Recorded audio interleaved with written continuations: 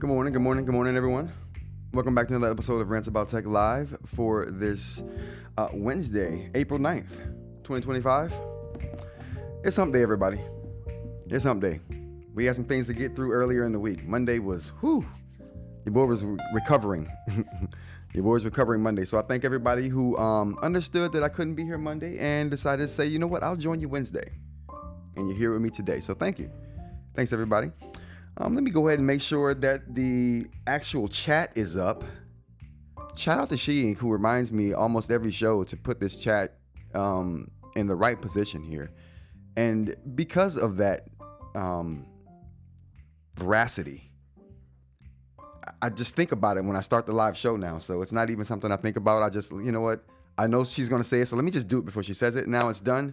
And I may remember to do it from now on. It's a sunny day here in Philadelphia. I thank you guys for joining me. I hope you got some sun where you're at. It's cold still. It's tricking me. Things are tricky here. Things are super tricky.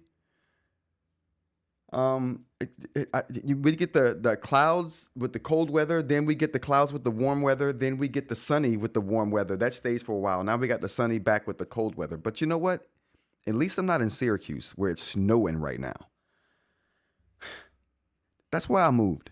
That's why I'm in Philadelphia now. I mean, that's one of the reasons. That's a big reason. Thanks to the chat for showing up today. I appreciate you guys for being here early and showing some love in the chat there. Let's get the air horns going for you guys. You guys are always getting the party started. I appreciate you. We got eInk in the building as always. We got BM. Brian, how's it going? Thanks for joining us. Dr. Lang, it's been a minute. How's it going? The Rock says he just got back from Seoul. How was the trip? I hope it was good. What else we got here? I think that's it. All right. We got a couple things on the docket today. I don't have any special holidays today. There was nothing really interesting that I even thought about talking about today. So we're going to skip the holidays today. We're going to just say the holiday today is, it's today. It's Wednesday, hump day. There we go. That's the holiday. All right. Let's go on to some of the stories we got here today. I'm going to pull up my little list here. Bam. All right, there we go. All right, so we have Gemini Live is one thing we're going to talk about. So let's go ahead and... All right, Gemini Live. So if you don't know, Gemini Live is a service. Can we go ahead and pull that up over here? Gemini Live is a service that is an AI assistant, if you will. And you can get it on your phones right now if you download the Gemini app. I don't think this particular feature is coming to everyone right now, though. Let me see if I can get to this. There we go. I don't know if this particular feature is coming to everyone right now. This is something that might be just be rolling out to Pixel users at the moment. I know it's not rolling out to everybody, but it's a feature in the Gemini AI app where you can basically talk to the app. So I have the update. We're gonna do some things. See what it can do. We're gonna talk to it and see what it can do and put it through its paces a little bit here on the live show to see what it's capable of. But it used to just be able to talk to you, to have a conversational tone. You can ask it things. I may have mentioned, a matter of fact, I did mention, you may remember me mentioning on a live when I first got started with lives. I was about to say when I wasn't good at lives, but I'm still not good. So take what it's worth. Back when I first started doing the lives, I mentioned the fact that I was using my AI assistant, Cliff, which is basically my Gemini Live, helped me fix my car. It walked me through a situation I was dealing with while I was driving in traffic, helped me with road rage. It was good. It's a therapist of sorts. But it saved me so much money with that car situation. So I was like, man, this thing is good. Like it understood the sounds that was happening to my car. I mean, not that it could hear it at the time. I was describing it to it, and it kept asking me inquisitive questions until we nailed down what the problem was. That thing probably saved me a good $2,000. I'm not gonna lie. It probably saved me a good $2,000 from going to the mechanic for them to clip my wire where it should be into place because it was coming loose. They probably would have charged me $2,000 for that. I mean, honestly. So anyway, this feature right now adds not just conversational tone to the Gemini Live app. It adds the ability to see what your camera sees and give you information on what it sees, and listen to what your microphone is gathering and interpret that information and give you feedback on that. So now it can not only talk to you in a conversational tone, give you information about things and understand, it also can hear and see now using your phone. This is something that's going to be coming to glasses. I mean, I don't have that story up here, but we're going to talk about this on Friday. Google is releasing a pair of glasses now, just like Meta has their glasses, just like Apple has their Apple Vision Pro. This is going to be something from Google, and we're going to talk, like I said, more about that. But it's going to be using this Project Astra technology that's in the Gemini Live that we're going to talk about. So let's go. I'm going to go ahead and pull this up real quick. Actually, let's go through the story real quick, and then we'll pull up the live demo. We got here, Google has been rolling out Gemini Live Visual Astra powered video functions super slowly, but it's starting to expand. Here's what it's like to use and what you need to know.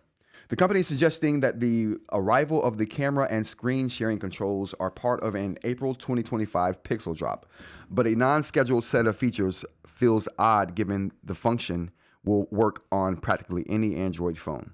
Like I said, I think this is just coming to Pixels right now, but they're going to roll this out to Samsung phone. I think actually Samsung probably has a version of this already running on their phones, because they got a lot of these features that Google's rolling out now with the release of the Samsung Galaxy S25 Ultra. Not just the Ultra, but just the S25 line in general. Here we go here. When you launch the Gemini app on your Android phone, a pop-up will indicate that the Gemini Live Astra-powered features are ready to test. The mini pop-up says you can talk through ideas, learn about your environment, or get help with what's on your screen.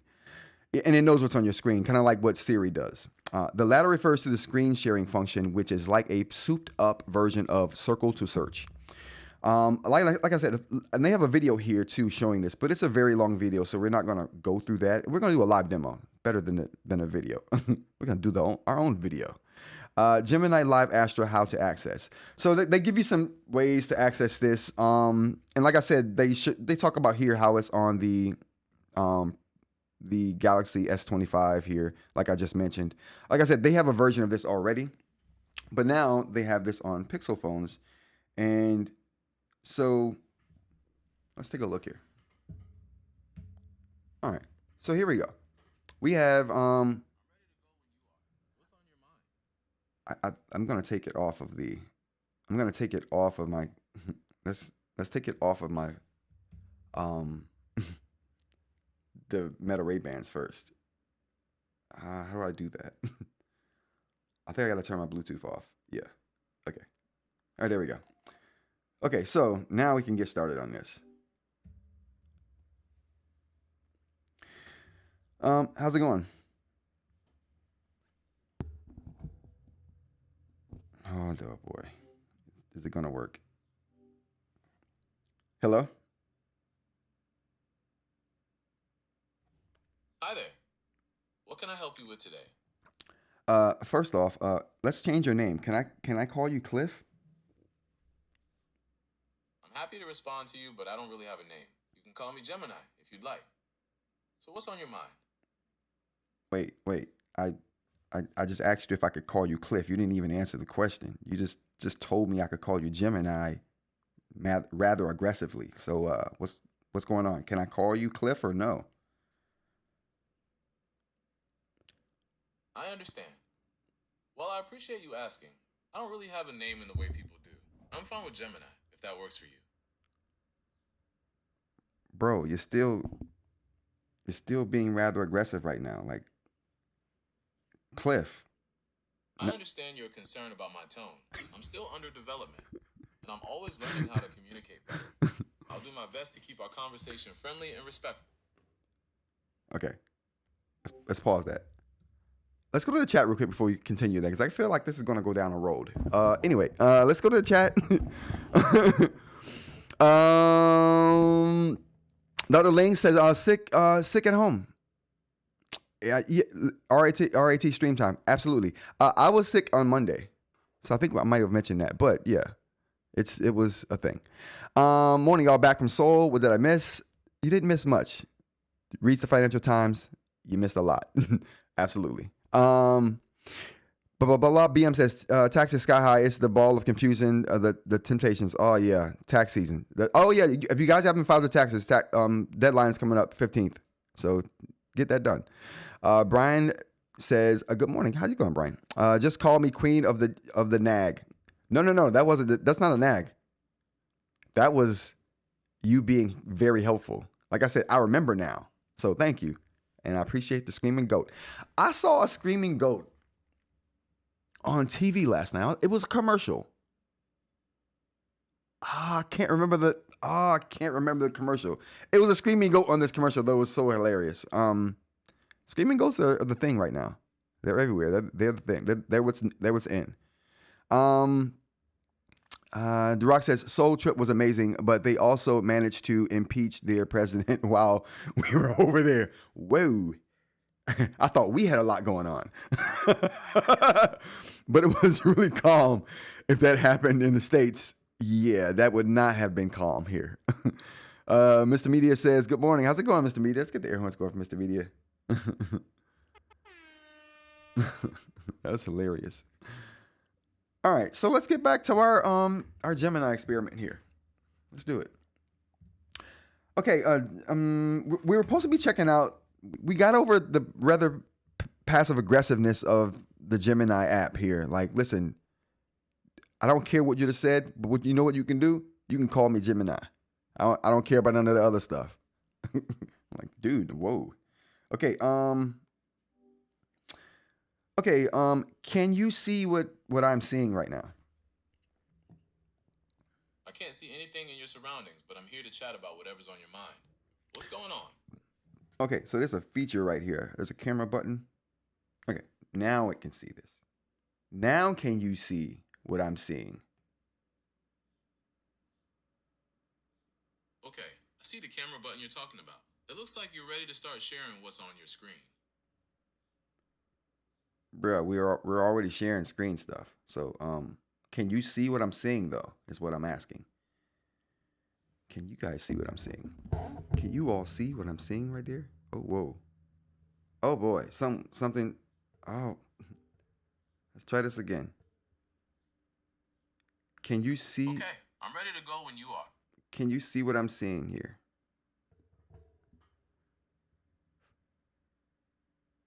I sure can. It looks like you're showing me a camera mounted on a stand. What would you like to discuss? What kind of camera is it?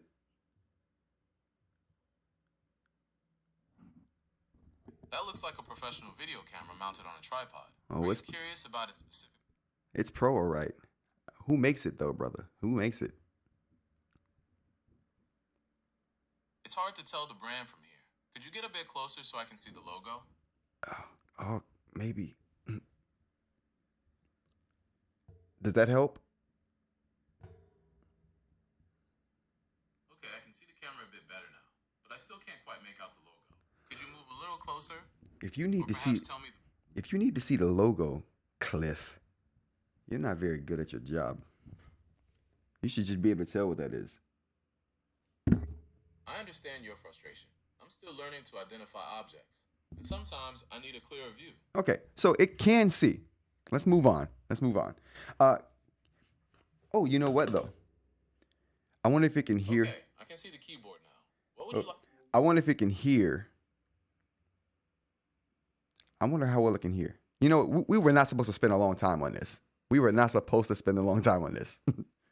We'll move on. It can hear. I tested it earlier. It can hear. It can see. It's not very good from my testing. This is still beta stuff, I think. They're not releasing it to everybody yet. They're just hoping to get some feedback on this, but I do think that it's useful. Not as useful as having it in some glasses, which, like I said, we'll talk about that Friday, but not as useful as having that information in some glasses, because then you're not doing, the thing I don't like about it is you have to do the phone thing. It's not natural. When the most natural way would be for it to be in here. So when like Meta releases this kind of like live, and they have this live functionality in the Meta Ray-Bans glasses working, but it's not like released for everyone. I think that's still in beta as well. But that would be the most natural use for this. If it's in glasses and you can just kind of talk to it and say, what am I looking at or what am I hearing? And all of that's being fed through your mic, through the microphones here and through the speakers and the arms of the glasses. I think that's the best way to do it. It's not the only way to do it. I mean, I guess you get it running on the phone because there's speakers and camera on here already. Yeah, but my it's not natural enough for me to use that and even think about using it in a more like productive way other than just like testing it to see if it can do what they say it can do. But through any event, I think the Meta Ray-Bans would be or just glasses would be the perfect implementation of that. And like I said, that is coming. Sheen said, can you up his volume? I could have upped it. Because it wasn't very loud. I had a little bit of room left to give for the volume. But we'll talk more about that when I test it more thoroughly. This just got on my phone today. I just noticed this today. I did play around with it a little bit, but not a lot. So like I said, it doesn't feel as natural to me as it being in glasses, which is what I really want. She says, I like the voice. It is a voice, a really cool voice. The Meta Ray-Bans doesn't have as cool of a voice. The Meta Ray-Ban voices still sound robotic a little bit. Good, but not as good as that. The Meta glasses do a good job at this. They would do a good job at this. I mean, I guess they do because you can ask it to talk about what it's seeing. It'll take a picture and talk about the scene, and that is very useful. I like that. But this is more like it uses the video feed from your camera. The Meta Ray-Bans, like I said, does have that functionality working as well on the glasses. It's just not widely available just yet. There, Mr. Media. All right, let's move on. So we got quite a bit of eInk news to talk about. So let's go ahead and so first thing we got up here is a Boox announcement today. And we talked about a Boox announcement happening last week on the 9th. I haven't gotten any more confirmation on that or news on that. I haven't seen anything yet. Matter of fact, let's go to the Boox website. Let's go to the Onyx website.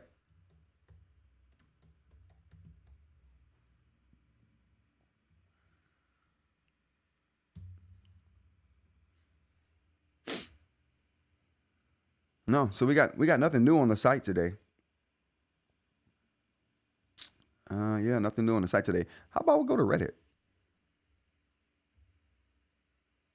See what Reddit's up to.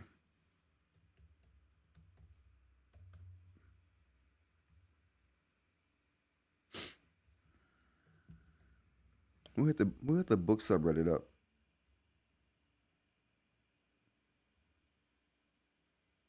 Okay. So nothing's big like happening right now. Well, can we filter this out by time? Oh, yeah, we can.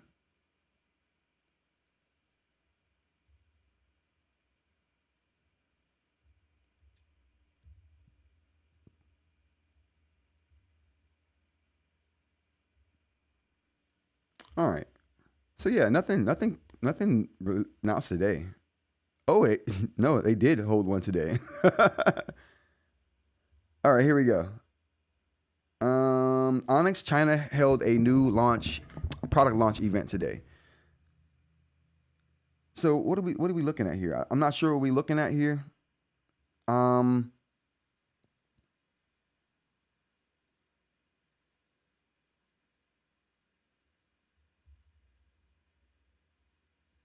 Oh, so this is actually they held a press release for these products here. So it was the Leaf 5C, the T13C, which is basically the color version of the Note Max, essentially. Jay called this in the Discord here. He hit the nail on the head with that one.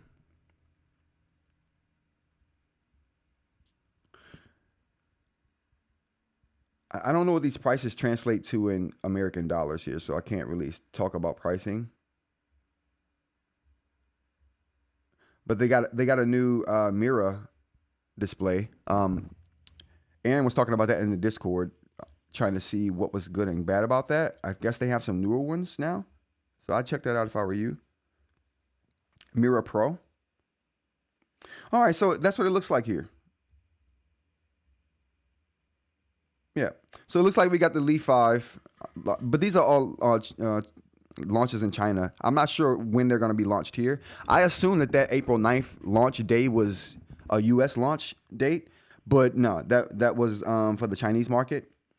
So yeah, it looks like we got the Leaf 5C, which is a color variant of the Leaf 5 and Leaf 5C. And it looks like we got like I said, the Tab XC. It's called the Tab 13C in China. And the Mirror Pro, which is their eInk monitor. Awesome. Do they have any? I don't see any specs on here. I wouldn't be able to read it if they were, I guess. As far as screen sizes and any other confirmations, I want to know the PPI of that T13C, which looks like I said, looks like the Tab XC.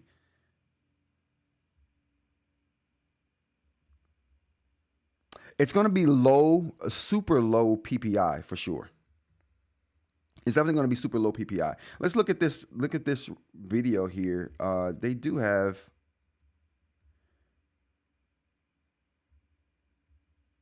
I mean, they do have some translations at the bottom, but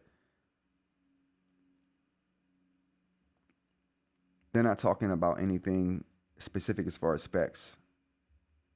And it's probably a bad translation in and of itself too. So anyway, we have that there. So they did launch some devices today. So Onyx did launch technically 3 new devices today. 2 Leafs, a Leaf 5 and a Leaf 5 color. And we got the Tab XC, which they're calling the T13C over there. And we have the, what was the last one? The Mira Pro, their eInk monitor. I'm not sure what size that is either. The Pro is probably the bigger. I think the biggest one they had was, it might have been 13 inches. So maybe this is bigger than that. I'd be interested. I'm going to get some information about this and bring it to Friday's show. So we'll have more information about that then, you guys.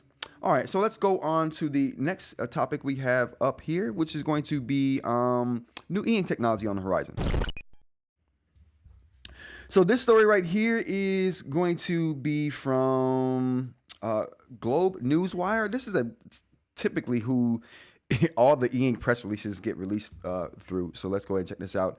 We have eInk Marquee, which highlights technological breakthroughs from electrophilic displays at Touch Taiwan 2025. So essentially, this is a electronics show, and they hold in Taiwan, and they talk about all the new technologies as far as screen tech and a whole bunch of other tech, I would have imagined. But in particular, for our sakes, they're talking about eInk screens and this new technology they have called Marquee. Now, I'm not exactly sure, even from reading this article, what exactly Marquee is going to be. They don't do a really good job of explaining. We're going to go through a little bit of this article, but they don't do a really good job of explaining the technology, just that it's a new eInk technology, and they describe it as being a breakthrough technology. Again, the formalities. eInk, the originator, the pioneer, the global commercial leader. Like, whoever's writing these press releases, they need to be paid more money, okay? Today announced its latest technological breakthrough with eInk Marquee. eInk successfully developed a 4-particle color system that allows for vibrant color and an extended temperature range for outdoor and digital out-of-home signage. Now that I'm reading this again, coming from a perspective of I didn't get anything from the first read-through, it looks like the big thing here is not that it's a new, like, technology as far as it's going to move things along. It just seems like they've done something to make the temperature range in which eInk can operate wider. Whatever this breakthrough is just increasing its effectiveness in an increased range of temperatures for outdoors. So, you can think really cold weather and really hot weather climates, extending the range of those and effectiveness and usefulness of those signage displays. And this is right now, again, all of the breakthroughs coming from eInk from the top go through signage. After the signage stage, they bump that technology down to the consumer grade products. We'll see it eventually. These particular advancements. Now, I don't know if these particular advancements that's coming along with Marquee mean anything to people who are buying these eInk devices for note taking. Because, like, I'm not writing in the cold. I'm not going to be in the extreme hot writing. So, I mean, I don't think this is a particular useful bit of technology for people who are in the market like us. But I do believe that in some way it may make a difference as far as maybe they find a way to reduce having to use certain thermals or certain things that they're using to put in these panels that are helping with that right now, that maybe they could take away when this technology comes along and make devices thinner. Now, I don't know that that's going to be the case, but like I said, any breakthrough from the eInk Corporation is a plus, in my opinion, for the technology in all steps of its progression. So, big news, I think, especially if you're into eInk and the technology. So definitely take a look at this. Like I said, this is coming from Globe Newswire, but yeah, take a look at this if you're interested in new e-ink technology and how it translates into panels and how the e-ink is actually being presented on the screen. Like I said, no real breakthrough here, just increasing the range that e-ink can work. E-ink signage, be clear, e-ink signage can work in different ranges of temperatures. All right, let's go on to the next story, shall we? All right, so the next thing we have here is going to be Boox Page gets a 4.0 update. So let's go ahead and take a look at this. It looks like the Onyx Boox Page just got its 4.0 update, and the consensus seems to be that they didn't think that this would be happening to the Boox Page line of devices here, but we do have it. So they have a bit of an update happening. Now, the big thing from me from this particular story was just two things. The better touch functionality, which I guess is a thing. It's an e-reader. I mean, what are we doing with this? It's got buttons on it. You probably don't even need to touch it, but better touch functionality. And what else was on the list here we got for this e-reader? There was a couple of things here.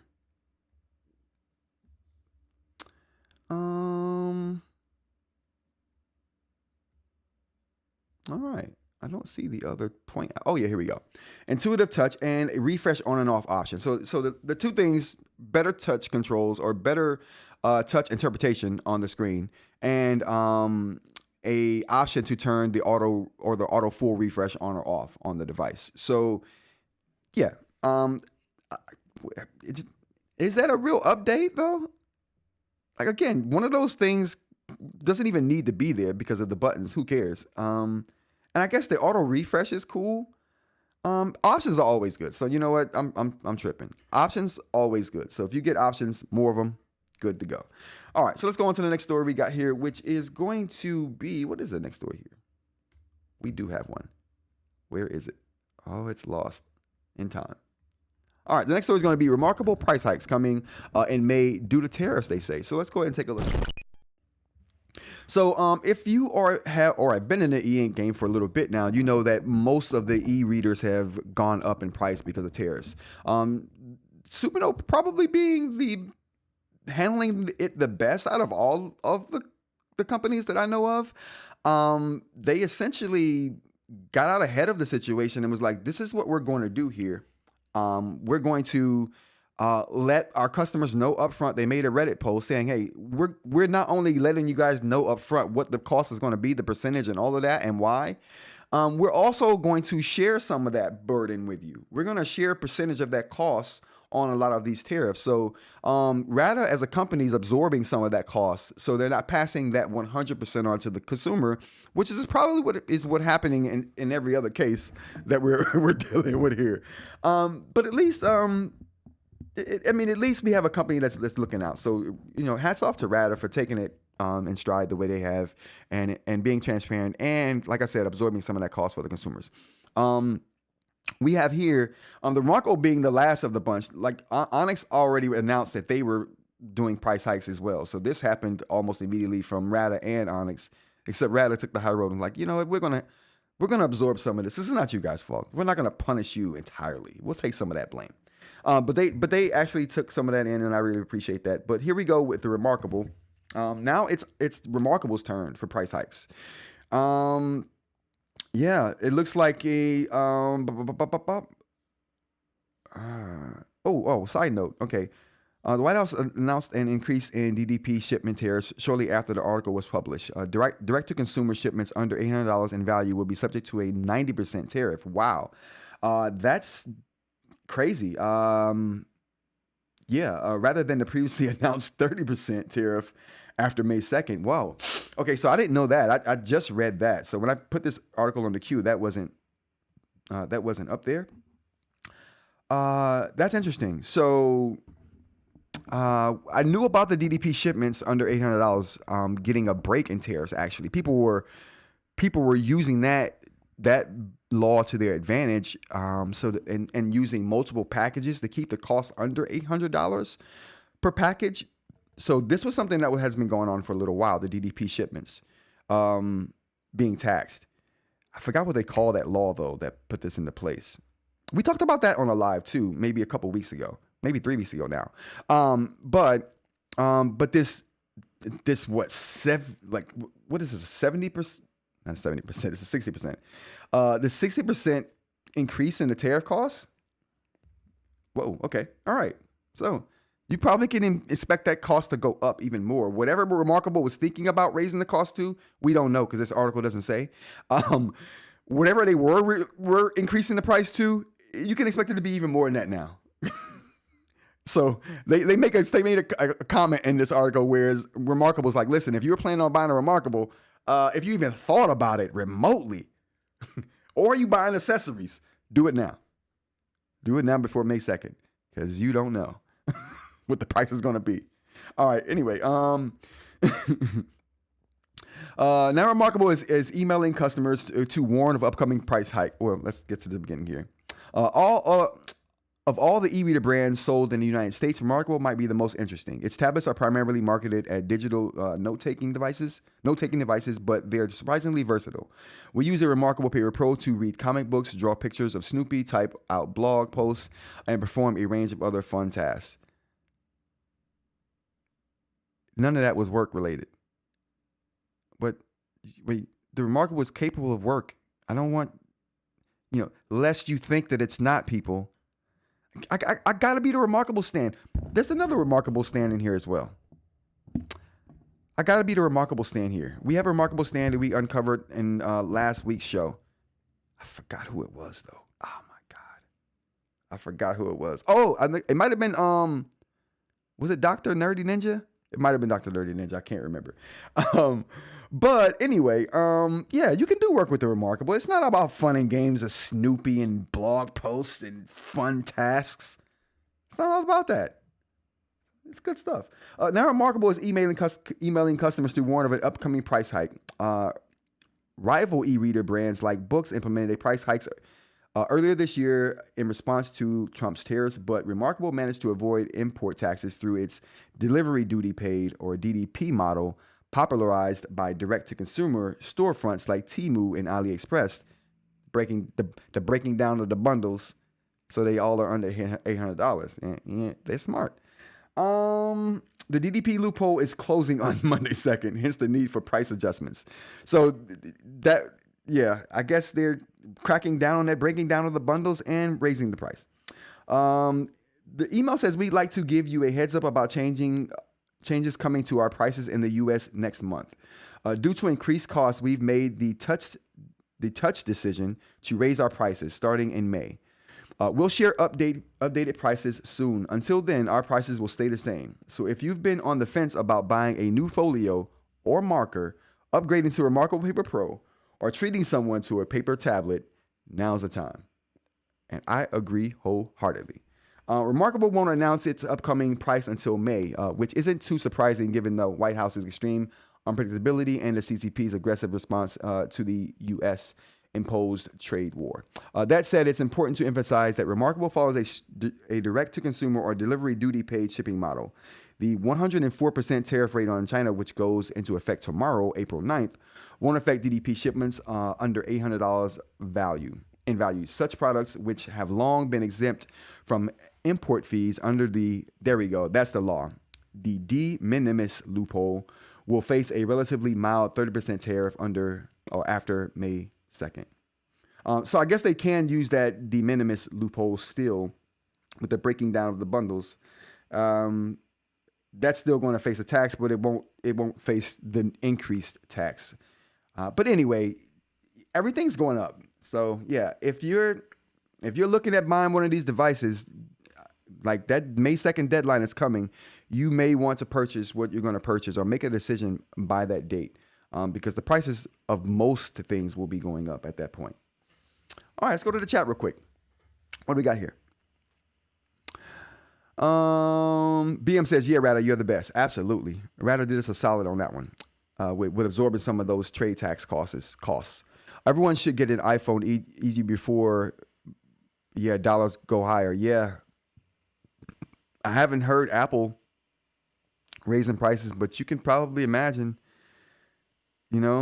Foxconn is their biggest supplier of iPhone parts, and that's a Chinese manufacturer.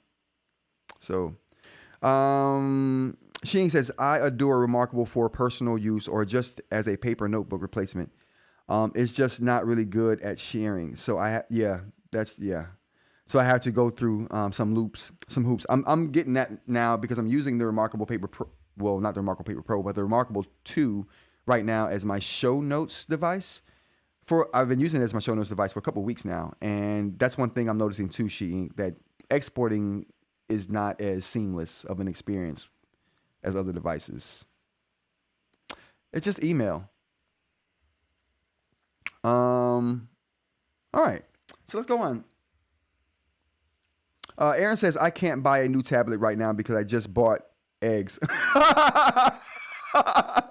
Listen, I've been...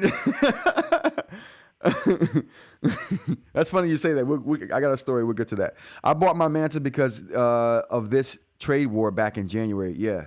It's going to get worse. So if you're thinking about it, definitely pull the trigger before May 2nd. Things are going to get a little bit different. Well, the expectation is things are going to get a little bit different after May 2nd. We'll see what happens. Another link says, LMAO, Mr. Media, a.k.a. GOAT 10.3. Yeah.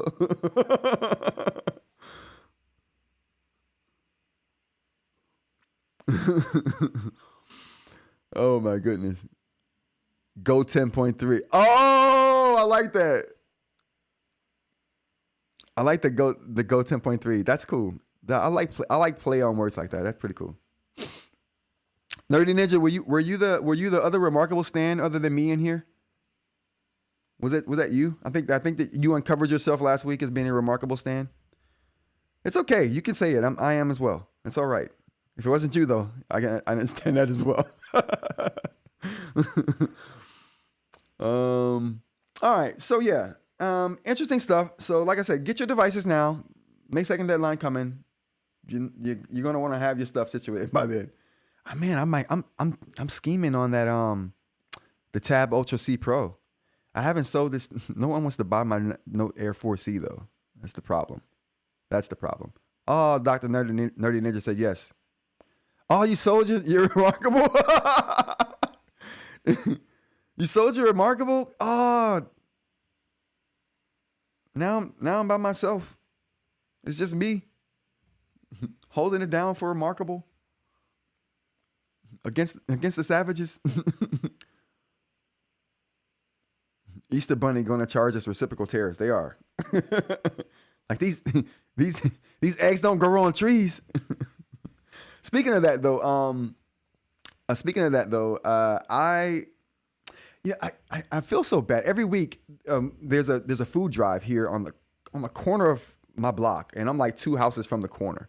So on the corner of my block it's like a food drive they do every Monday morning, and they give out eggs and cheese and stuff like that. So I'm typically trying to get out there before the live show starts because they do that right before the live show. So if on Mondays, I'm out there at like 9 o'clock. I'm probably out there in the corner trying to get eggs and cheese. Dude, I never cared about that before. It was like, okay, it was hit or miss before. Before eggs went crazy sky high.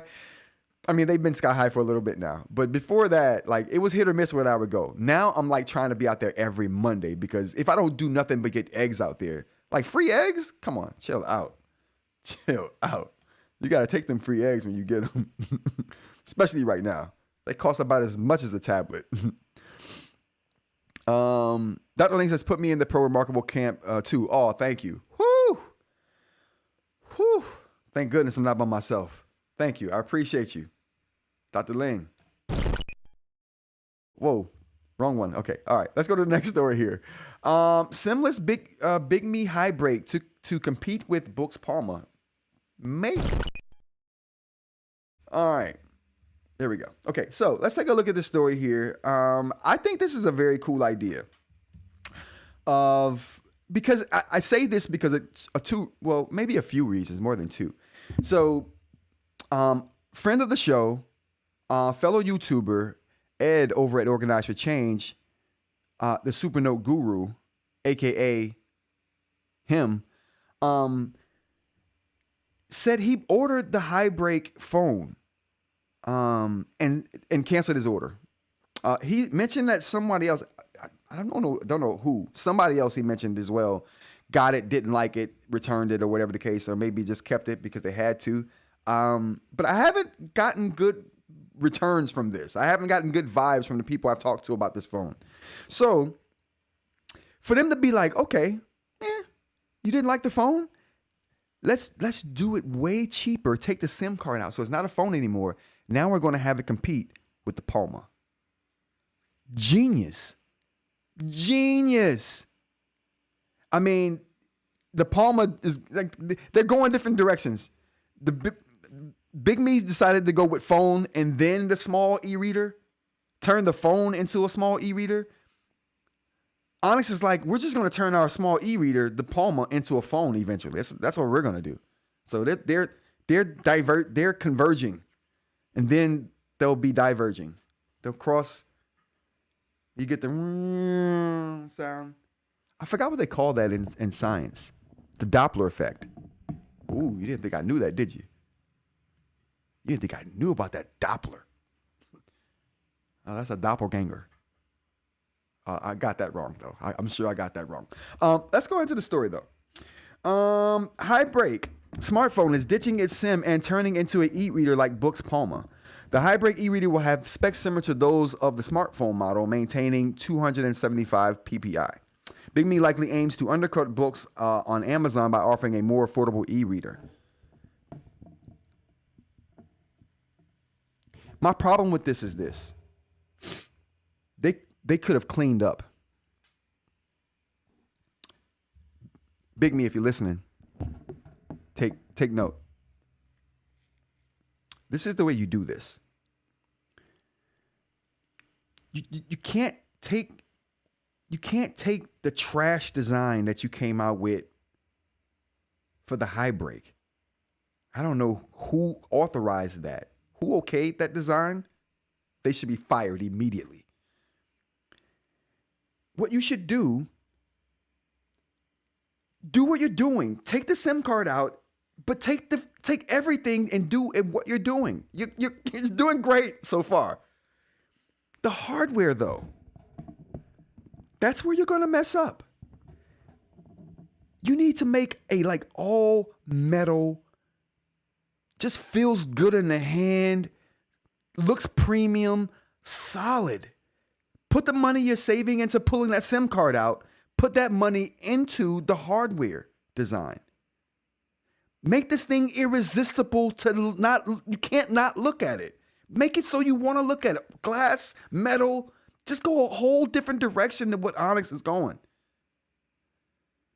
Then you win. But you just release a piece of plastic trash that just doesn't have a SIM card. You're not better than the Palma at that point. You're just a second-rate option. No one respects that. Unless you guys do, then maybe. You let me know, chat. I just think that this is the way to go. You're saving money. Okay, pull the SIM out. You're probably saving money in all kind of other categories by doing that. Throw that money back into the device and say, all right, now we're going to make a premium e-reader / you can play your music on it. You can upload MP3s to it. Throw the Play Store. You already got the Play Store. Okay, rant over. I feel like they had an opportunity here to do something great, and they're going to squander it. Because this thing, I don't think it's going to do well. It's going to be cheaper, but it's also going to look cheaper. That's the thing. Okay, all right, I'm done. I'm done with this. So anyway, good idea. I just don't think they're implementing it right. All right, one of the latest trends with e-readers is phone-size e-readers, first explored by Boox with the Palma. Of course, one of the biggest complaints about the Palma and its sequel is that neither are a phone. Like I said, converging, Doppler, they're going in two different directions, but they're coming together though. And then, okay, we won't do that again. Of course, one of the biggest complaints about the Palma and its sequel is that neither are a phone, and what with Hisense really being the only one making eInk phones that aren't sold in the US. This left room in the market for BigME to fill the Highbteak and eInk smartphone. Okay, I started over. This left room for the market for BigME to fill with the Highbteak, an eInk smartphone packing 4G that does actually work in the US. This left fans begging for a 5G model, which is coming, known as the Highbteak Pro. Still, with Boox cleaning up with the Palma and Palma 2, it was clear BigME would need a device to compete that could compete. All right, so that is going to be the sets the stage for the backdrop here, or is that the background for the stage? Regardless, they're trying to compete, going in two different directions. I think it's good. Need better hardware. Let's see if the article gets there. Well, thanks to coverage over at Goody Reader. Okay, should I just stop? We now know BigME is planning to release a Highbteak without a SIM slot, essentially turning the phone into a regular e-reader like Boox Palma. Details are still light, but Goody Reader has a video hands-on, so the device indeed exists and should be coming soon, despite the fact it still doesn't have an official name. That's interesting. Maybe they have time to change the overall hardware design. BigME, metal. Go the premium route, bro. Go the premium route. You'll be doing yourself a service. Right now, you're doing yourself a disservice. See what I did there? It really wasn't that impressive, but okay. Beyond Goody Reader's article announcing the new BigME device, sans SIM slot, a video was created showing the e-reader in hand. While it's worth acknowledging that the site runs its own store selling e-readers, including the unnamed BigME discussed in this article, which means it has an incentive to talk up the very devices it covers.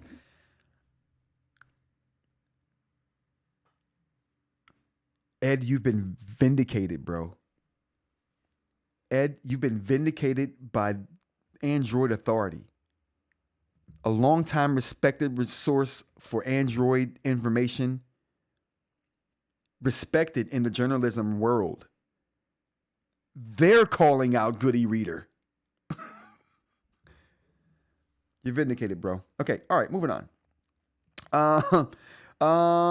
Which means it has incentive to talk up the very devices it covers. The above video appears to honestly discuss what the BigME Highbteak minus a SIM slot looks, feels, and runs like, offering a solid look at BigME's unnamed device. Okay, so anyway, if you want more information, go check out that video at Goody Reader. But a very interesting article by Android Police. They do good work over there. They do good work over there at Android Police. So yeah, we got a SIMless Highbteak coming. I think it's a very good idea. I think if they haven't finalized it yet, definitely. If they manage to not make it look as cheap as the phone, we're good to go. We're good to go. Let's go to the chat real quick.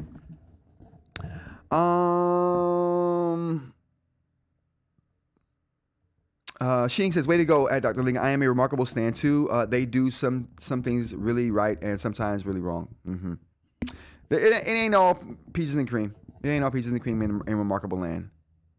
But the peaches, those peaches are good, even without the cream. I'm selling my Note Air 4C and Kindle Scribe, but definitely interested in upcoming Tab Ultra C Pro. Yeah, I want that Ultra C Pro badly now. Jay has it. I'm jealous. I think Mr. Mike, or not Mr. Mike, but Mr. Mike. I think Mr. Mike had one, loved it. I want one. Mr. Media says, just as an e-reader, it's too small for me. I like the Kindle Paper White. The Rock says, me too, Mr. Media. I find the Kindle Paper White to be too small to be ideal phone size. Is reading a paragraph. Yeah, I just can't do the small e-readers. It needs to be a phone. If it had that functionality of a phone, then it would be compelling for me. Make the Palma a phone. I mean, they're going to do that eventually. They're going to do it. If the Palma 2 was a phone, I would have kept it, but it's just an e-reader. It couldn't. Yeah, that's exactly what I just got done saying. You hit the nail on the head there, Aaron. Yeah, it needs to be a phone.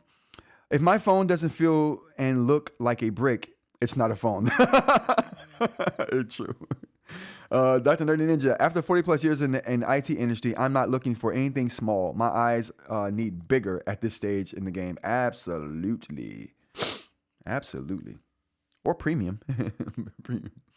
I love the Palma. It goes everywhere with me. I was brokenhearted to hear that BigME just bombed. And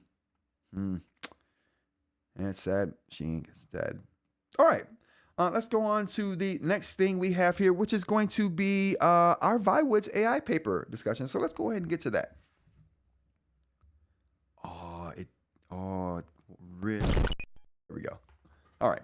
So back to our Viwoods discussion here. And I'm going to try to do one of these every live where we just dig into my notes on the Viwoods and talk about this device for a little bit. The review is coming in another week or so.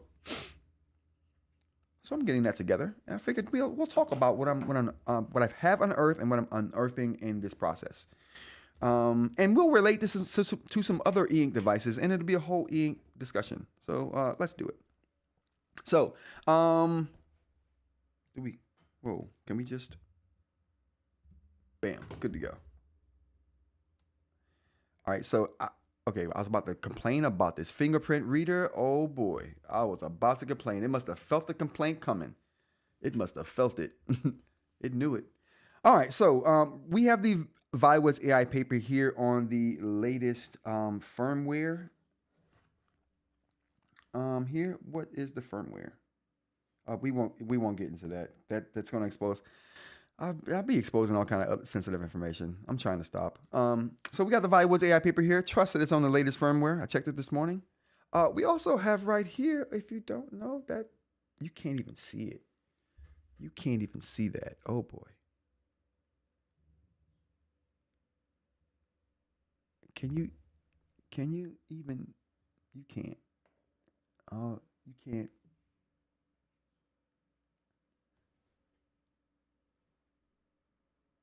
Oh boy, it's not white enough. Can we put a background here? Oh, there we go. So we got the Viwoods here. There we got the new clear ceramic nibs coming to a rantsaboutTech.com near you. Go get your t-shirts today, folks. Go get your t-shirts today. Actually, we got the orange ones coming. The design, they're done. I'm handing it over tomorrow to be done, and then we're just waiting on them to come in. We got the orange, people. We got 3 oranges, actually. A limited edition, and then just 2, because I like the draw. All right, anyway, back to what we were doing here. So we got the Viwoods AI paper here. We got the clear ceramic. We got the, we got our notes. So the first thing I have up here is most facets of the UI and its elements remind me of the Remarkable 2. So I think a lot of this device reminds me of the Remarkable 2.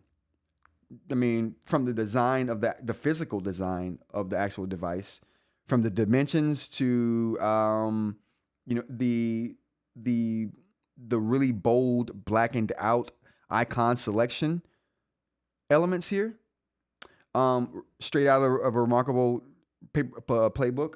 The way their options are separated here, with settings being down here and you getting some other options right here for exporting and whatnot. So it's similar, right, to the Remarkable in the setup and design for the UI.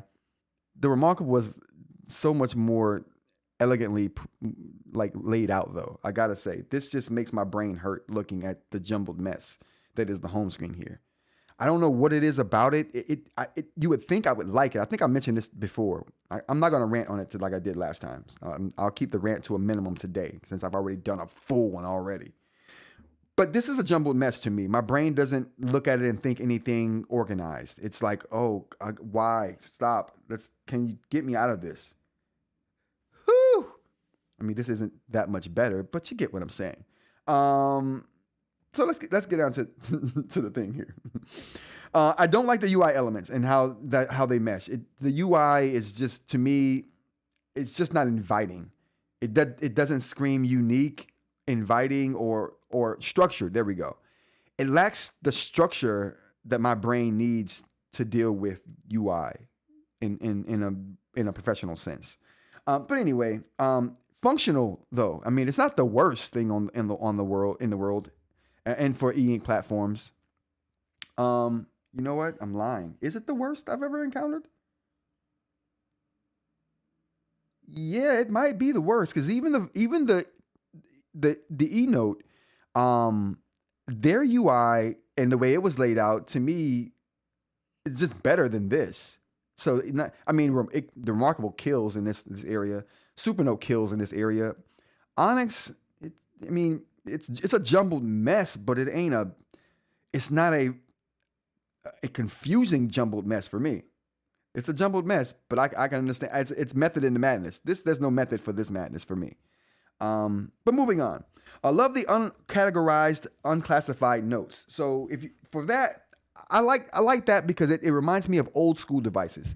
If you've been dealing with tech for a little while, you know old school devices, they didn't file things away for you. Like when you created a file on an old school handheld device, you would just have a file that would be created. You would then have to go and take that file and put it somewhere and categorize it, if you will. Yeah. So that's what I like about this. It takes that approach to, I mean, in all honesty, they all kind of take that approach, but I like that they called it categorized and uncategorized because that was like a nostalgic moment for me reading that and knowing how it was used. Going to the chat real quick, we got Dr. Nerdy Ninja. Version 3.6 was released in a rolling update, waiting for mine to show up. I love the home screen. What about the home screen aspect do you like the most? Maybe I'm looking at it from the wrong angle there, Dr. Nerdy Ninja. With the version 3.6 on home, introduced a third-party cloud sync button, allows apps in the apps section to be added to the home screen display. Added Viwoods files, APK shortcuts to the sidebar. I think I have that. I think that's the update that I have. But yeah, I just don't like this is if I were to specify and try to put my finger on what exactly is bothering me about the home screen, I would probably say it's the way that these look like widgets, right? They're not apps because they're showing you data. They're not an icon, so it's just not an app icon. This is like a widget. It's widgets that don't do anything. I think that's my problem. The eNote was the same way. The widgets weren't dynamic. They were just static things that showed you kind of a glimpse into what's in here, but not dynamic at all. Anyway, that's the aspect of it I didn't like here. Like if you're going to have widgets, be dynamic widgets. Case in point, this is, where is it at? Case in point, let's get this here. And this is how I like, ooh, whoa. Oh, your boy was doing some prototyping on that one. Let's get out of that. Woo! Oh my goodness. Holy cow.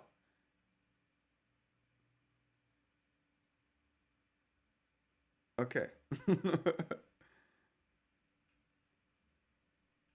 All right. Whew. Wow. I almost showed like 3 months worth of work right there to the world. I'm not ready for that. Not ready for that. So if you're going to do widgets, what the frick, man?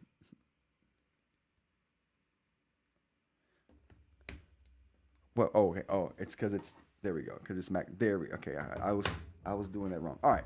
This is my problem. Onyx does widgets the right way. If you're going to do widgets, this is to me how you do them. They're dynamic widgets. I can scroll through my actual files here. They're big for a reason. You know what I mean? I can scroll through my calendar. I can scroll through my email. Well, I typically can. But you see what I'm saying here? They're dynamic. They update with the device. You know what I'm saying? And not just these widgets. These are just the widgets I have right here, but I have other widgets that update dynamic information as well. Can we go over here? This doesn't display the dynamic nature of the widgets on this one, but we see that here in these. I guess this is what I was looking forward to, right? Dynamic widgets that happen and look like this. If that happens, I think I have a different take on the Viwoods home screen. But to have big widgets like this and they not be dynamic, it's like a waste of space. Just make it an icon, bro. Just make it an icon and be done with it. Just be done. Let's go to the chat. Dr. Nerdy Ninja says, I think the thing I like about the home page is the fact that I don't have to dig around to find everything I need on a daily basis for my workflow. Okay. So you do get some flexibility. So you've set up the home page to kind of display the widget that you want to be there for what you're doing. Okay. So the customization, highly customizable. Okay. I get it. Hola. Hi. How's it going? It's more like your diary and stickers and scrapbooks and bullet journals, all that in a digital form. Yeah, I like that. Oh, more like your diary and stickers and scrapbooks and bullet journals. Okay. Meaning you could populate the home screen with those things and they would kind of just be there.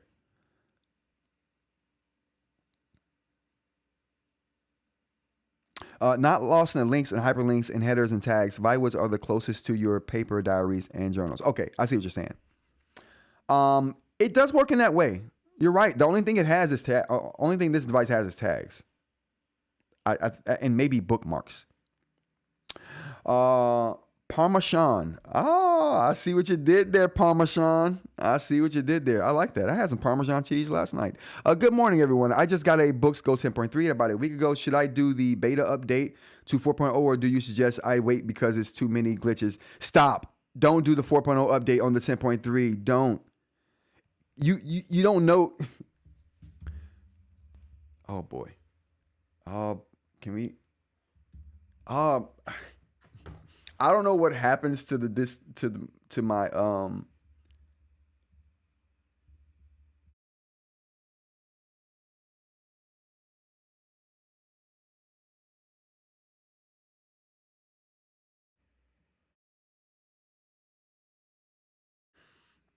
All right, here we go. Okay.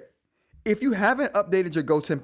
No, I'm not even calling it the Go 10.3. The GOAT 10.3. If you haven't updated the GOAT 10.3 to 4.0 yet, don't. You don't know what it's like to have the loading icon. See, I could tell by the look on your face right now, you don't even know what I'm talking about when I say the loading icon, do you? That's because you haven't updated to the 4.0 update. As soon as you do that, you're going to see a whole bunch of those loading screens. Matter of fact, you're going to come back to this video and be like, why don't you say loading screen a lot more? So I'm going to say the whole lot. Loading screen, loading screen, loading screen. You're going to get a whole bunch of loading screens. So don't do it. 4.0, loading screens. I hope I said it enough. I hope I did. If I didn't, don't come back later and be like, oh, you should have warned me. Loading screens. Just wait on that 4.0 update until all is good. The community will let you know. We'll let you know when it's good to go. There's nothing, and I'm telling you right now, there's nothing 4.0 offers you on the GOAT 10.3. Now, maybe if you were on the Note Air 4, yeah, the Note Air 4 seat came with that garbage. Maybe if you were on the Note Air 3 seat, no, if you were on 3 seat, I would just keep whatever firmware it came with. You don't want no parts of anything close to 4.0. I don't know what to say in this position. Just don't. Just wait. Wait it out. Just wait it out. Okay. But my blood pressure is almost back to normal. Almost. Let's go to the chat. Viwoods sent out a survey to its customers recently, hinting at a larger form factor and backlight. Ooh, oh yeah, that's what I'm talking about. Oh yeah. I mean, I don't care about the front light, whatever, or the backlight. Backlight. I hope it's a front light, not a backlight. But regardless, I don't need that. But the big form factor, I'll take it. I'll take it. Parmesan. I love that name. Good morning, everyone. Just got a boy. I'm reading that your thing again, Parmesan. That's a good name. I got to tell you, that's a good name. What's wrong with the update? The 4.0 update? Aaron, loading screens or loading icon. Oh, did I say was I saying loading screens this whole time? I meant loading icon. Okay, front light. Okay, cool. The Rock says beta on 10.3 is good. Haven't had any issues. What loading icon? Oh, what loading icon? Whoa, who said what loading? What loading? Whoa, let me show you. Let me show you. Okay. First, just make sure I don't have anything incriminating on this page. We don't. We're good to go. Okay. All right.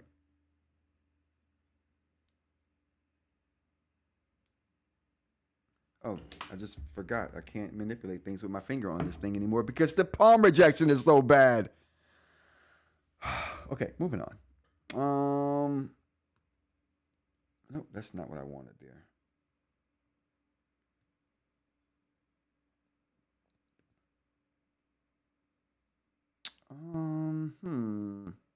Oh, you know what I could do? I'll go to my favorites, I think, here.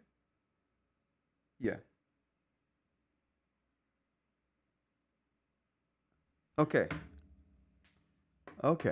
All right, let's do this. Let's do this.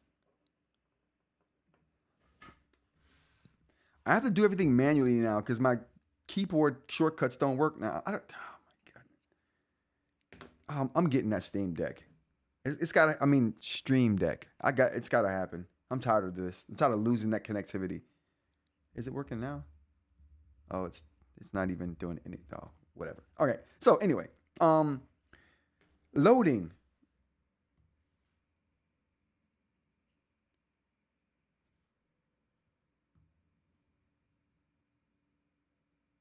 Oh, wow. Okay. Oh, whoa. Oh, did you see it? Did you see it? Whoa. Did you see it?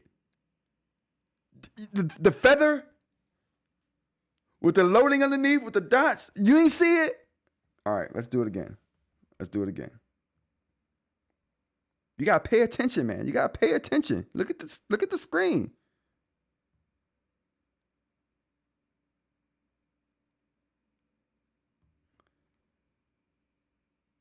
Oh, we're going to get it to do it again.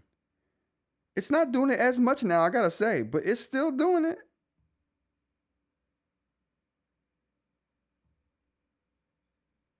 Oh, okay. All right.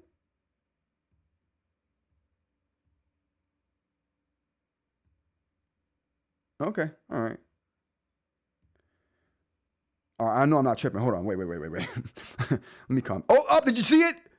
Did you see it? It just happened again. Aaron, that's not hate. That's love for the GOAT 10.3. I don't want someone to mess it up by putting 4.0 on it. That's all. That's love, bro. That's love. So, and this is a mild case of the loading feather.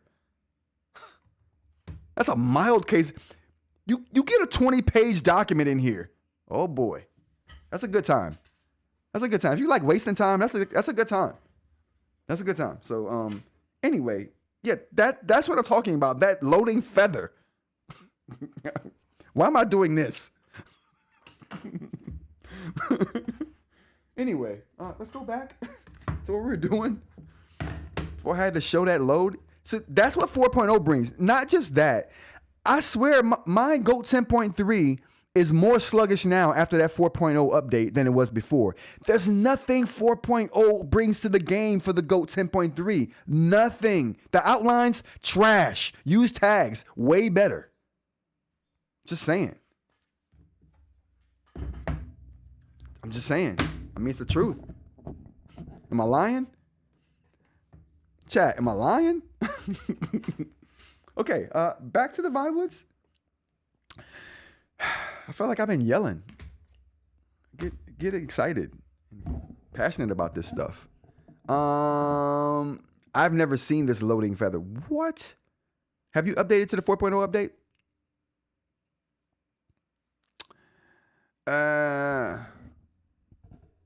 On beta 4.0, hyperlinked PDF templates are worth it, and I haven't seen the loading feather before. I mean, did you guys just see the loading feather though? I mean, I didn't imagine that just now, right? That loading feather's there. Go check out the replay. You'll see it. And on top of that, like I said, that's a mild case of the feathering. It feathers a lot. Not only that, my files opening and pages switching and just like you know what? This used to be a pleasure before the 4.0 update. Let me show you. Doing this right here used to be a pleasure to me because it worked so well. And it would give me access to a bird's eye view of my notebook, right? I would do this all the time on pre 4.0. I would do this on this all the time.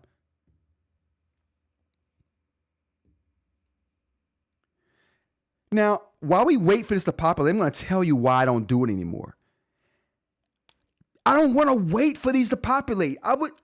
How I used to use this, I would hit that button, it would show me all of my pages, and I would navigate my notebook that way. I would hit that button, it would show me my pages, I hit the page, and it would just take me to the page. There was no waiting to populate back then. There definitely wasn't waiting for as long as we waited for this to populate back then. And I'm waiting for it to populate because if you try to click a page before it populates, it won't take you to the page. And even if it does take you to a page, it won't take you to the page. 9 times out of 10, it just won't do anything until they've got them populating. Then you can select the page. This process right here was never this slow before 4.0, period. I know that because, like I said, this is the method, my preferred method of navigating my notebook. Now, how I navigate my notebook, I don't do this. I just go page by page. Like, this is useless to me now. Unless, like, I'm searching for something, then that may be useful. But navigation, I'm done. I'm done navigating that way. I'm done navigating that way for sure.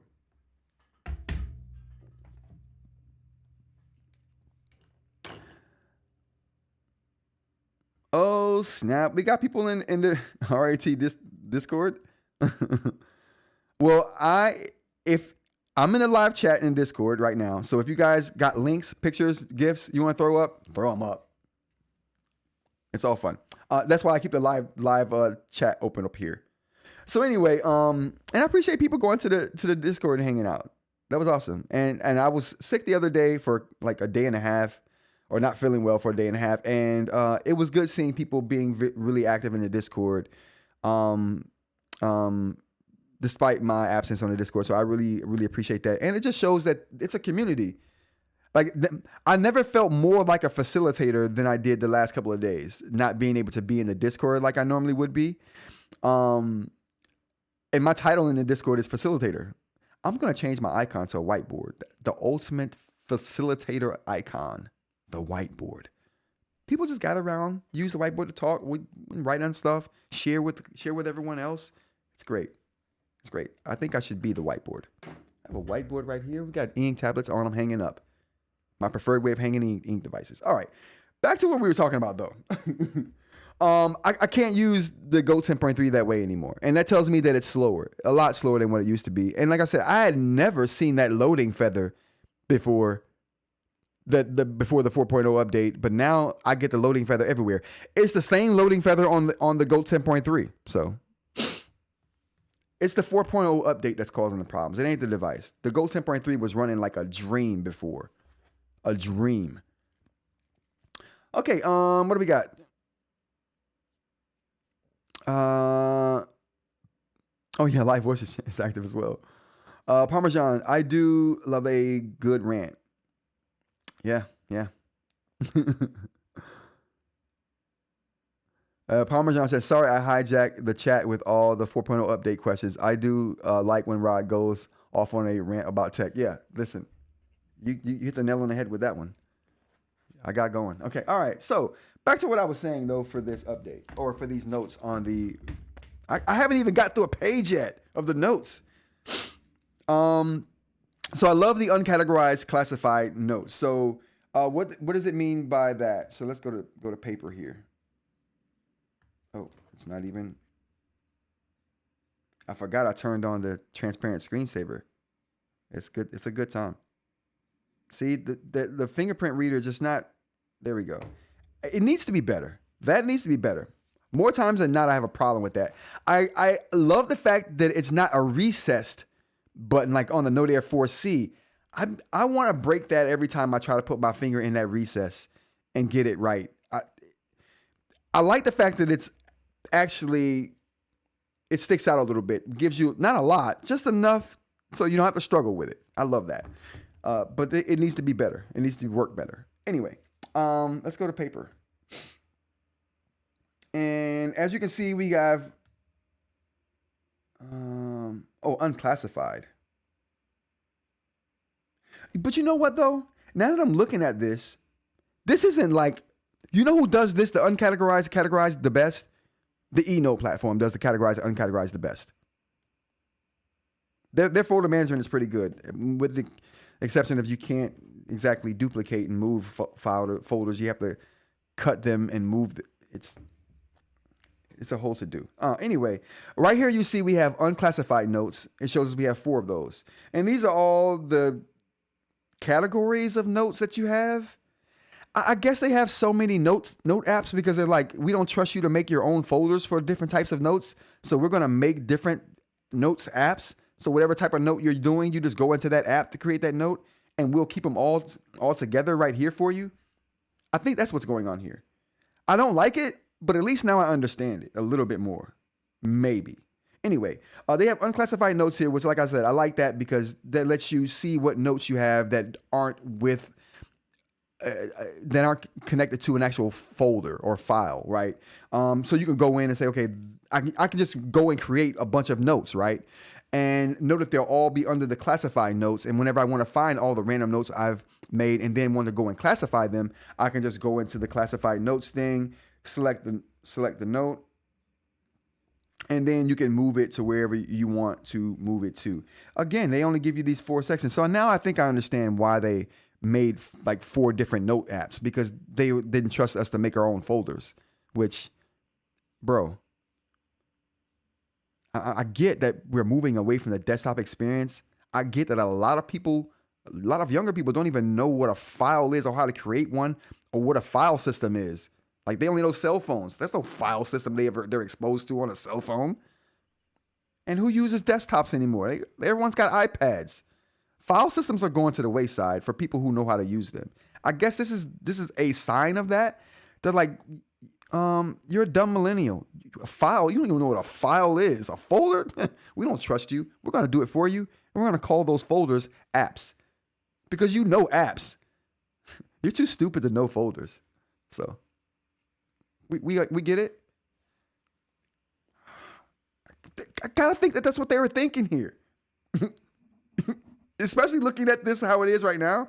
Absolutely. All right, anyway. So that's one of the things. I do like that they have that, and they give you the ability to find all of your uncategorized notes and pieces of ideas that you've collected. And so you can go through those and categorize them or get rid of them if you don't need them in any way. So I think that's good. I like that. What else we got here? I like the idea of a preset folder. So that's what we just got done looking at there. Like the preset folders. But I understand those differently now. Like these preset folders here. Like I understand this a little bit better now. Then they are preset folders. Essentially, that's what they are, because that note tells me that's exactly what I was thinking at that time. Which is exactly what we just got done discussing. They're folders. That they're calling apps because of the day and age we're in, where people don't even know what a folder or a file is. So it's all apps now. I don't like that though. I don't like that at all. I like the feel of the screen with hand and with pen. So that's a testament to this being a Mobius display. right? It feels good because it gives a little bit under your finger. It's not so rigid and stiff, and it feels good on the with the pen for the same exact reason. So I do like that. Oh, Dr. Ling said, don't hate on the millennials. Oh, no, that wasn't millennial hate. That was me simulating what the Viwoods people were thinking about millennials.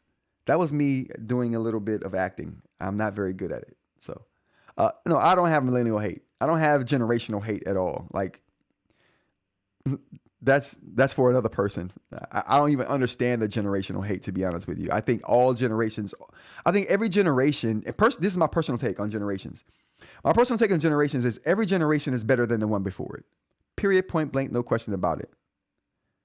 Like, that's my take on generations. Every generation is better than the one before it. Are we going to talk crap about every one other generation other than our own? Yeah, that's going to happen. I don't care personally. But as a public, we care, right? And the trash talking happens. I personally don't care, but I do personally think that every generation that comes is better than the one before it. I do believe that. So no matter what you think about this new generation of people, they're better than us. Not on an individual level, of course. I'm just speaking as a whole.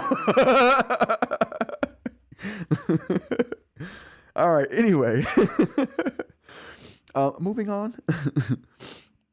U.S. millennials and Gen Xers gotta stick together. No doubt. Oh, us millennials and Gen Xers gotta stick together. No doubt. No doubt. I'm a firm believer in that too. All right. Moving on. The Notes app reminds me of Remarkable Notes app. Again, another Notes app or a Remarkable comparison. I'm not going to go into that because that's pretty superficial and surface level right there. It feels almost too tall. Yeah, I don't know why I felt that. It did feel tall to me, and it is taller than the Go 10.3. And I know that it's taller than the Note Air because the Go 10.3 is taller than the Note Air. Is it taller than the Remarkable though? No, it's actually the same height as the Remarkable. Well, it's slightly taller than the Remarkable, ever so slightly taller. So, yeah, I don't know why I felt like it was tall, because especially considering I had experience with the Remarkable, but I did feel like it was tall first feeling it. Actually, maybe it's thin. I mean, as far as the thickness. Oh. Okay. That's why I thought it was tall. Okay. You see that?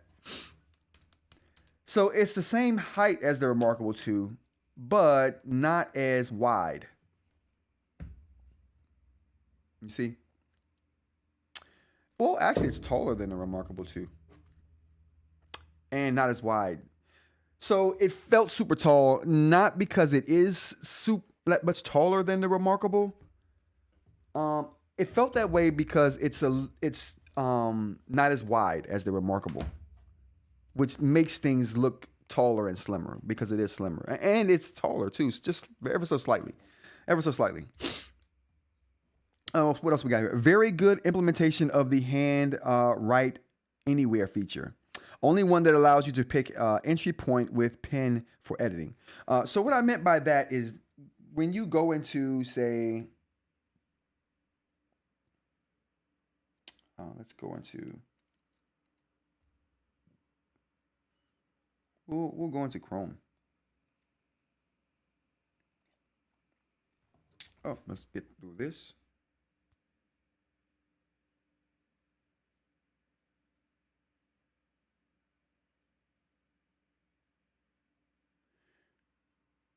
All right.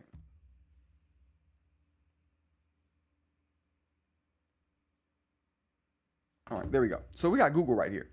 Now, this system allows you to write anywhere on the screen. Now, the book system has that now too, but this one right here, the point of entry is what I was really concerned with. So you can see here, as far as, let me pull up something else. Oh, that doesn't let me do anything there. Huh. Yeah, it doesn't let me do anything there. Let's find another app that we can demonstrate this with.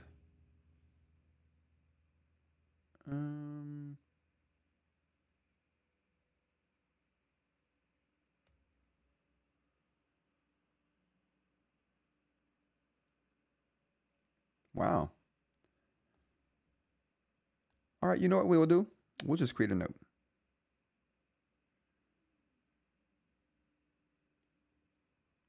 Why didn't it give me the template?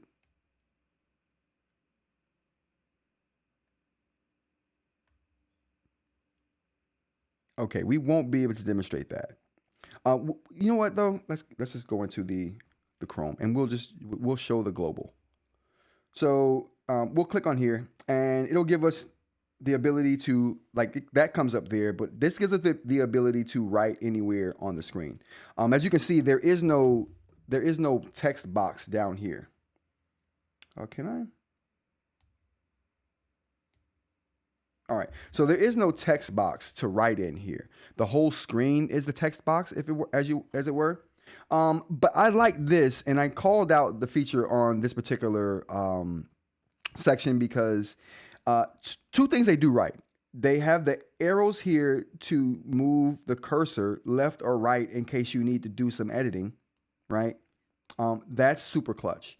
And they also give you the ability to input where you want to type. So let's just say I write oh,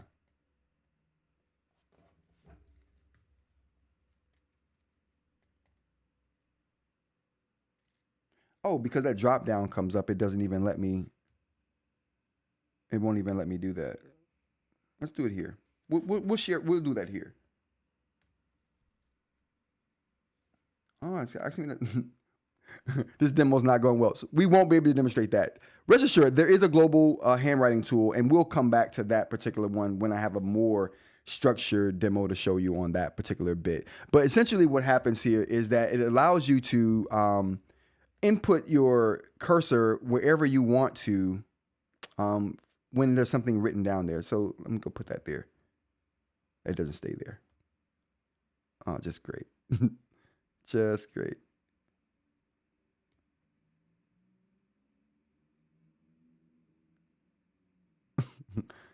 Oh, that's not working well at all. Okay, never mind. We'll demonstrate this global handwriting feature another time, but it is nice. It's nice to be able to write anywhere on the screen. And I don't know why, and I guess because it's web pages.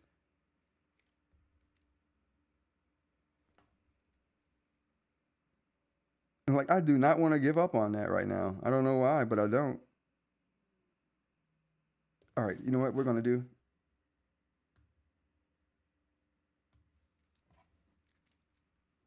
Oh, wow. There we go. Okay, now we can write. No, we can't. Oh, boy. What is going on?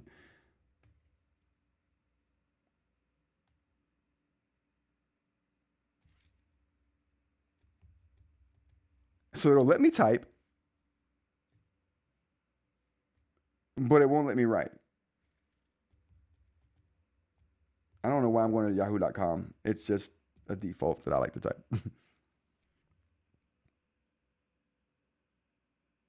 All right, now let's go into a different web search and see what happens here.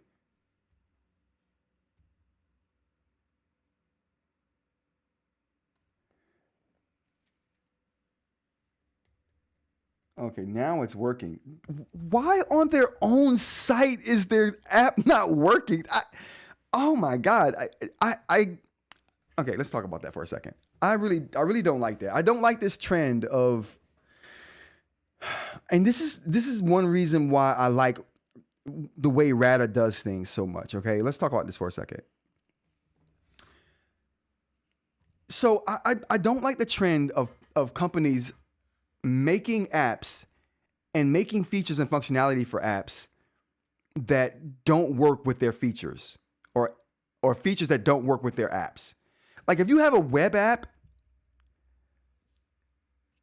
and your device gets on the web, you may want to make sure that your web app works the best it can for the device that you made. It doesn't make any sense to me. Like Apple did it the right way. People talk about Apple with the walled garden and you got to submit this for Apple and submit this for. I don't care. You know things are going to work when you get it on your iPhone. And I'm not even an iPhone user. That's one of the aspects of an iPhone that I miss, though, of just being able to reliably say that I know that this app, when I put it on my phone, is going to work, because Apple has guidelines for things. It's just useful. I did a video where Onyx, I was doing a eInk Center video for Onyx Books platforms, and I was going through every setting in the eInk Center. And check that video out if you haven't seen it. I put a lot of time into the video. It wasn't 100%, but the comments got us 100%, and we added some text. So we're 100% now. So, but the thing is, they have tools in the eInk Center that don't work on their own website, and they're web tools. They're tools that say web page bolding, web page, I don't know, whatever. It says web page specifically for the option, yet that option does nothing when you go to Onyx Books platform webpage. When you go to their webpage, those settings do nothing. And I'm like, why don't, if you have settings, go optimize your app, your own app. Go optimize your own webpage to make sure your device works with at least your stuff, so people have a reference for how things are supposed to work. It's like Microsoft and Google, right? Microsoft makes their Surface laptops not because they want to make money off hardware, although those Surface laptops are good and they probably make a pretty good bit of money off of them. Those Surface laptops were just reference laptops for how all other laptops should look and behave. You don't have to do it their way, but it's a reference for them to show the world, this is what's possible with a mobile Windows device. We're going to put our best foot forward and our best effort to show you what you can do and what's possible with our software and what you can do with the hardware. Another example, Google. Google has references for Chromebooks. Tons of people make Chromebooks, but Google also makes the Chromebook for a reference for other companies to look at and say, this is what's possible when you combine this kind of hardware with the Chromebook software. References for what's possible. That's what a lot of companies need to get on board with, Onyx being one of them. Make your device a reference for what's possible. If you have an option in your device that says web page text bolding, make sure that your web page text bolds when that option is used on your own device. Give people a reference for how things should work. There shouldn't be an option on a Boox device that doesn't work on Onyx websites or Onyx apps. But that is the case. I don't like that. I don't think that's the way they should go. I don't think it's the way we should be going as an industry. But we see that yet again here on the Viwoods, where now could this be me and not knowing how to fully use this? Probably. But when you go to the Viwoods app here, let's go back down there. When you go to the Viwoods app here, and I want to demonstrate how to write in the text box, and I'm on the Viwoods site,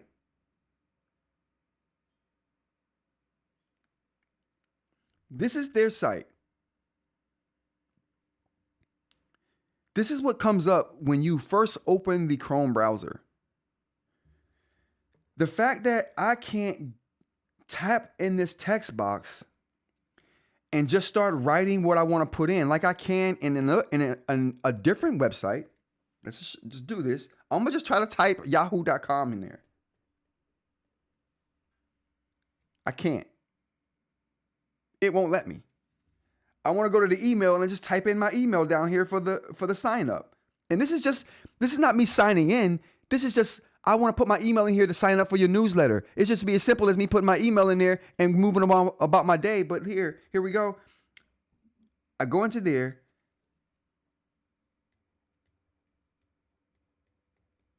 Okay. Oh, did that work? Oh, it worked there. Okay, never mind.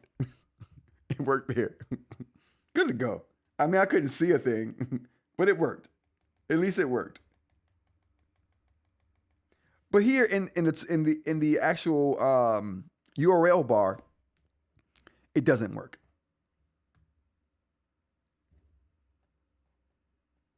Yeah, it doesn't work.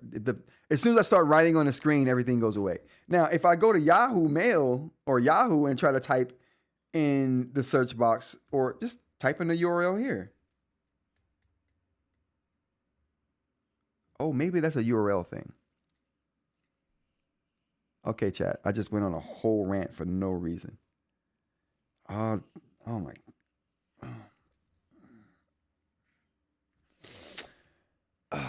All right. It doesn't make it less valid though. It does happen. Companies need to stop. Okay, moving on.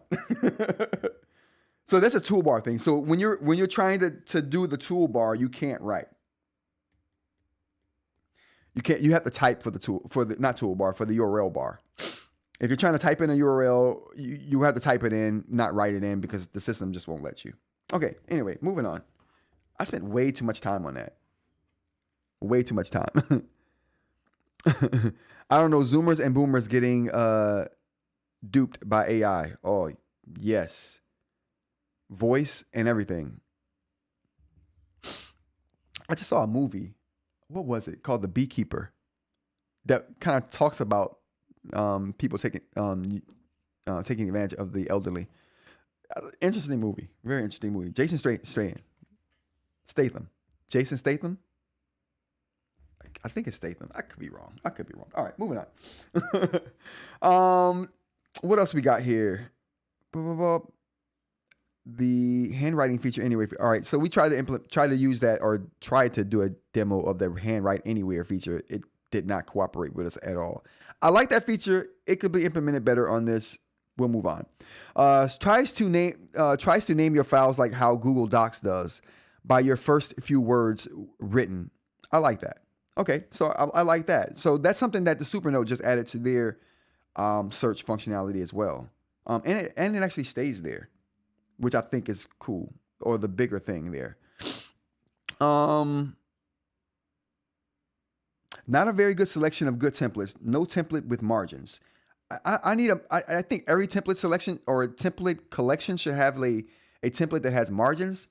Let's take a look at that. Let's go to the Notes app.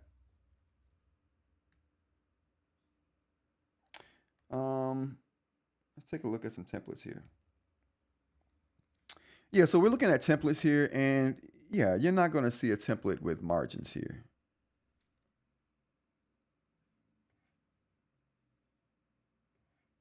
Which I think is a huge miss when you got paper. And I know like a lot of cultures may not use margins, but I would argue a lot of cultures don't use a lot of this garbage that's on here. Like, we know of a whole swath of the world that does use margins. It would be cool to have that here.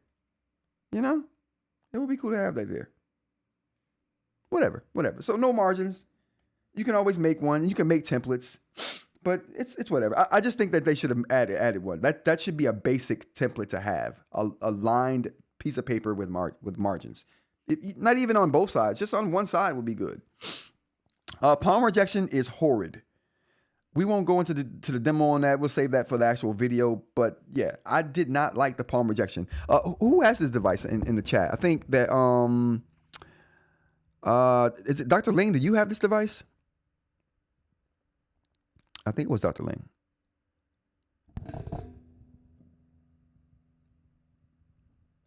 I can't remember. I'm going through the chat now, trying to see who had this particular device, and I don't remember offhand who it was. But whoever had the device, palm rejection, how do you feel about that? Throw it in the chat. Let me know what your thoughts are. Or anybody watching this on the replay, throw in the comments what you how you feel about the palm rejection. That was my personal experience with it. But I think the palm rejection on the GOAT 10.3 is horrible too. So, but the palm rejection on the Supernote really good. I love the palm rejection on the Supernote. Yeah, that's probably by far the best. And the Remarkable is really good too. Why have a marker that simulates a marker running out of ink?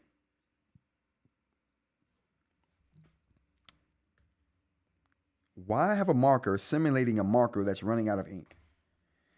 This one right here, I don't understand the reasoning for this. Maybe for painting? Okay, that's what it is. That's more than likely 100% what it is there. But we're going to show it anyway.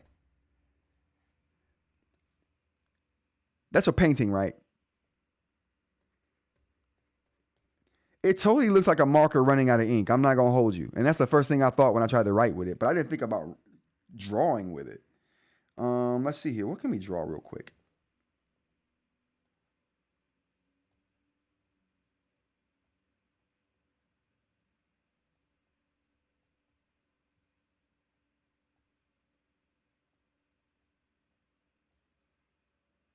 Okay, I can see this being useful.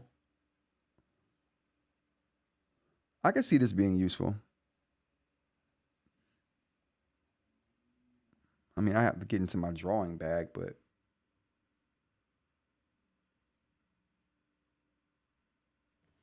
yeah, I can see this being useful. Okay, all right. Maybe it's cool for drawing, but writing, garbage. But I guess it's not for writing. It's for drawing. Is it pressure sensitive? It is. Even better. Even better. Not too pressure sensitive, but nice graduation in the line thickness with this. This pen right here, the other pen, oh, that was horrid. Okay, moving on. We got very good. No, not very good.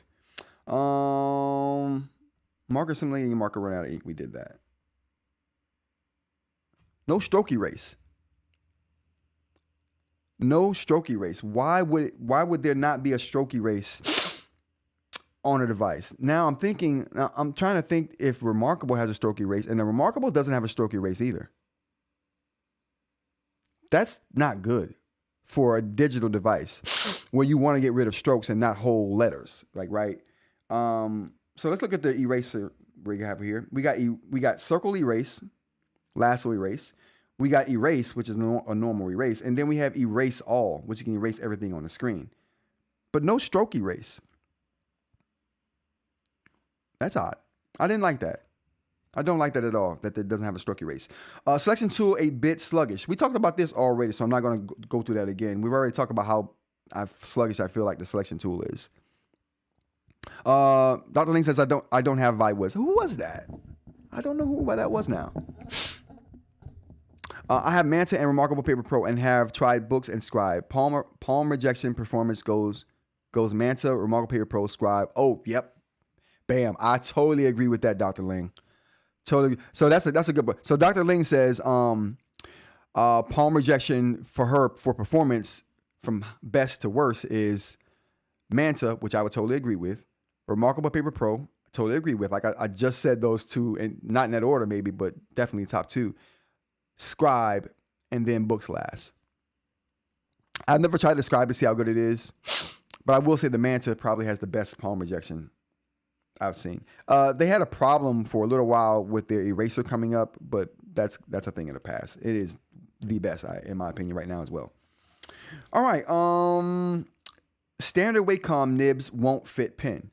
So that's one of the things I didn't like about this particular thing here is that these nibs here, this is a standard Wacom pen that you can write on any device with, but the nib, actually, can you? Yeah, that you can write on any device with, but this nib, you can't. I would love to have put this into the Lamy for a little while and tested it out. But this nib right here, you can't put this in any other device because of the back end here is a little cut off. And I think we talked about that in our live too. The metal shaft is there to facilitate the sliding nature of the pen nib. Now, so in doing a little bit of research and digging, an observation, this part right here that's thicker than the bottom part here that's a little thinner. This thinner part right here is the plastic stem. This thicker part around here is the metal shaft. So this plastic part is in a metal shaft, and that metal shaft is there to protect the plastic from the friction of the pen nib moving in and out, as we can see here. So its movement is the reason there's a metal sheath surrounding the plastic nib. But yeah, this is just a little side note. I thought that was an interesting tidbit. This is probably these nibs are probably costly for that reason. But yeah, I do like the fine tip on them though. I do like that. Let's go here. Lots of complaints about syncing and transfers. I don't know about that. Just things I had been reading about the Viwoods platform. But this is just something I have been reading on Reddit and seeing elsewhere online that people were having problems with the syncing between devices, the mini and the regular size. Or maybe people having two of these devices and syncing. Something to look at though. I haven't done any follow up on that. So yeah, I'm going to look into that a little bit more now that I'm getting back into the device. The loop case, I think, was not done as well. I won't harp on that, but I was comparing that to the Remarkable Paper Pros case, and we'll talk about that a little bit more in the review as well. It exports raster, not vector. For those who care about the raster vector, Jay would. He's a raster guy. Don't like any of the I don't like any of their tools for writing. So this just goes along with me not liking or not understanding this particular tool right here. But there is, let's get back into this thing. There is a collection of tools here. What do we got? So we have a calligraphy pen, which I don't think it's very good. Yeah, I don't think this calligraphy pen is very good, but you know what? I would argue to say that it's better than what I remember it. Absolutely. The calligraphy pen is actually usable right now. I actually like the calligraphy now. I didn't like it before because it was too sharp.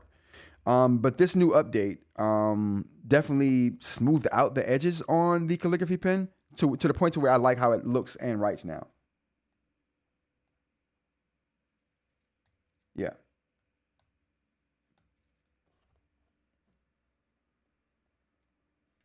Well,